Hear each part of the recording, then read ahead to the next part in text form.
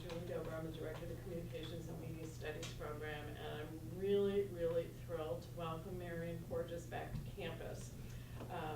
Marian hasn't been here way too long. It's been a long time. It has been a long time, too long. But Marian is somebody that we were anxious to invite back to campus because she has had a long and really interesting career in television news. In fact, Marian's career in television news actually started before she graduated from Tufts, because when she was sitting where you all are now, and she was— I did take classes in this room. because she's a political science major here. She took a semester off from Tufts in the fall of 1980 to work at ABC News, and most of you weren't around then, but we were, and some of us remember this as a time of really intensive news stories. The Iranian hostage crisis, there was, of course, a presidential election in 1980 as well. And so that was, as I think Marian might tell us, a bit of trial by fire for her. But she started out at ABC after she graduated, where she worked her way up from production associate to coordinating producer of ABC Weekend News. While she was at ABC, she also worked for the Special Units event, covering all kinds of political coverage and breaking news stories, including the aftermath of the first World Trade Center bombing and the earthquake in San Francisco, and a total of 16 national political conventions. And then in 1995, Marian migrated from ABC to NBC, where she has been ever since. She has served first as a producer of the NBC Specials Unit, covering stories ranging from presidential elections and inaugurations to presidential impeachment.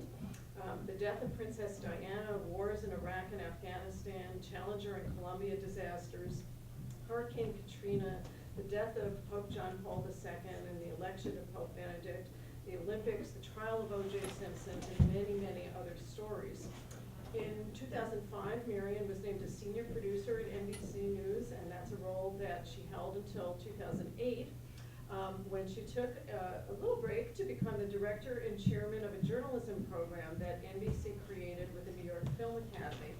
And this program trains students from around the world to become digital journalists with an emphasis on journalism fundamentals such as writing and reporting, and very importantly, ethics. And that has actually been a big part of Marian Porges' career. In 2010, she became a senior producer at News Standards and Practices at NBC. In this role, Marian has been responsible for dealing with issues of accuracy, fairness, and ethics for all the different entities at NBC News, including MSNBC. And she is now senior director at NBC News. Marian has received a number of different accolades and honors for her work in news over the years, including a number of different Emmy nominations and an Emmy award for coverage of all the events surrounding the funeral of President Ronald Reagan. And I also would be remiss if I didn't add that Tufts has honored Marian as well. And last year, we gave her a P.T. Barnum Award for Excellence in Entertainment for all of the work that she has done at ABC and NBC. Marian, you are a model for our students, and we are so thrilled to have you on campus today with us. Well, thank you very much. You did that fairly well. Now I can skip to the second page of my speech. Sourcing is something that we try to teach our folks how important it is. NBC News, like most reputable news organizations, is a independent source news organization. So what does that mean? That means that if an authoritative figure like the president or the Department of Defense or the CDC comes out with a fact or a figure or tells us something, okay, we're going to believe that. I don't have to find a second source for that. But if someone gives us a call, or a woman comes forward and says, so-and-so sexually harassed me, we can't report that until we get at least one other independent source. We all remember when Gabby Giffords was shot, right? We just had the Lochner's sentencing yesterday. There was a lot of confusion that day. We knew that there was a shooting. We knew that people were injured. We knew people were probably dead. And we got a report, as did every other news organization, that Congresswoman Giffords had passed away. Well, we are not gonna just go with one report, nor will report someone's death. So we waited, hoping we would get more information, we tried to speak to people on the ground. NPR, which is a reputable news organization, made the decision to go with the news that she had passed away. They thought they had two independent sources. They had someone who was on the ground where the shooting took place, and then they had someone at Capitol Hill saying that she had died. So they went on the air with it. We thought about it. President of the news division made a decision that we don't always make, but because of the fact that we trust NPR, we went on the air with that information as well. And we attributed it to NPR, but that doesn't get us off the hook that we were wrong. What happened was, the person in Arizona was speaking to the person on Capitol Hill. That was basically the same source of information. That was only one source. So had whomever found this information out asked a few more questions, where that source was, where that person had gotten their information, a large mistake might have been avoided. So that's just an example of how important it is to know if your source is reputable, to know if your source perhaps has a bias and they're giving you information for a certain reason. And I don't mean that there would be a bias in this situation where, well, obviously no one would want for this to happen. But just in general, if someone from the Obama campaign, and let's go to pre-election for a second, said something about someone in the Romney campaign or something about Paul Ryan, well, we have to that source, there's a reason that they're giving us this information. And it may not be just to give us true information.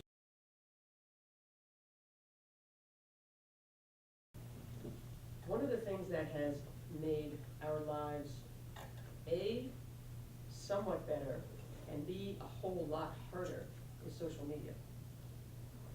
Who here tweets?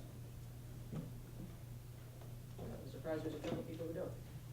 Okay, who's on Twitter but doesn't tweet? Okay. Is there anyone not on Twitter? Okay, even I'm on Twitter, Jim, come on. Who here's on Facebook? Anybody not on Facebook? I'm gonna give you yeah. Talk to them. You can put anything you want on Facebook, right? You can tweet anything you want. There's no vetting. It's the only form of communication that we have at NBC News, or that anybody has at any news organization, where information isn't vetted. Any script has to go through an editor, a producer, a senior producer. Any full 1 hour show like the Dateline or Rock Center, we look at those pieces first. Senior producers, executive producers, and people from standards. Everything that gets on the air has to be looked at, whether it's script or seen, by someone from the news standards area and a lawyer, except for what goes on in the social media world. So this has become a problem because people are very interested in getting information out. People people use it as just, what do? You're going to go hang out at the, is McPhee still a pub? It used to be a pub. Oh, the McPhee pub used to be McPhee.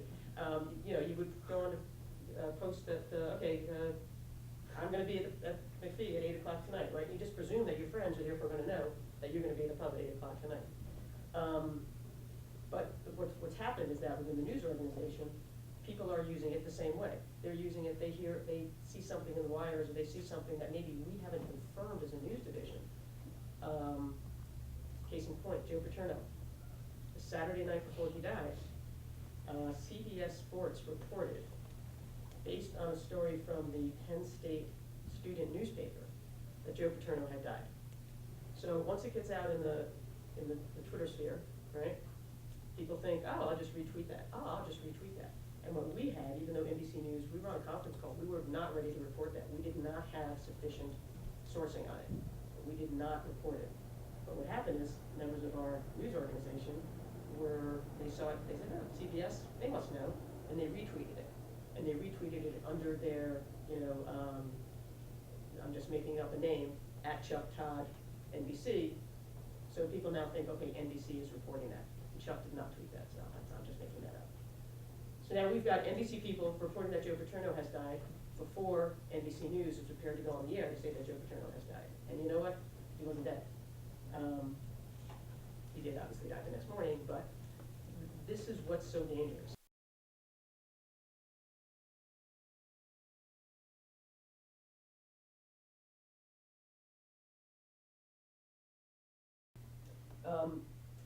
Few of the challenges that we had this go round throughout the election was with the campaigns.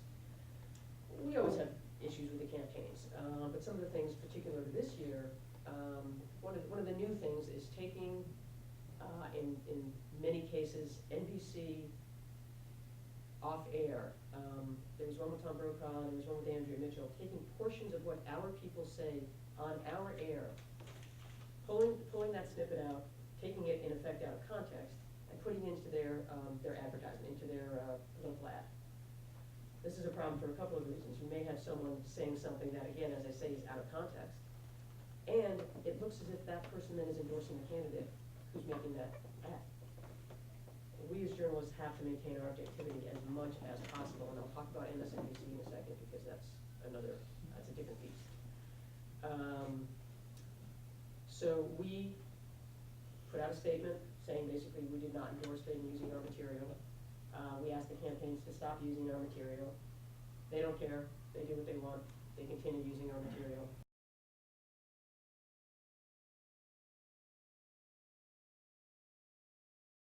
Did any of you see what happened on Fox when they called Ohio? Karl Rove decided that surely Ohio hadn't really gone for Obama, and he took his camera, he and Megyn Kelly went down to the decision desk area to speak to the people who make the decisions, having looked at all of the stats and all of the research, to basically say, surely you can't really call Ohio yet, right? I mean, we really don't know. There's not enough precincts in. And their experts basically said, no, we're quite sure that Ohio has gone for Obama. You know, there's no doubt about it. So, of course, we laughed about it a little bit, but the people that they interviewed, who are the ones who make that decision, they're at the decision desk, and there are a number of statisticians, excuse me, people who work in, they're mostly PhDs, they're political science people, they're not journalists. The journalists were there. I was actually there, and I had the honor of being there at the decision desk. It's the first time I haven't been in a control room. I'm normally down in the control room doing stuff, but now with my different job, I'm at the decision desk. And with the vice president of News Standards, who's my boss. And it's our job to, once the statisticians feel comfortable that they're making the right call, for us to okay it. And let me just tell you, I'm glad that my boss was there because that's terrifying.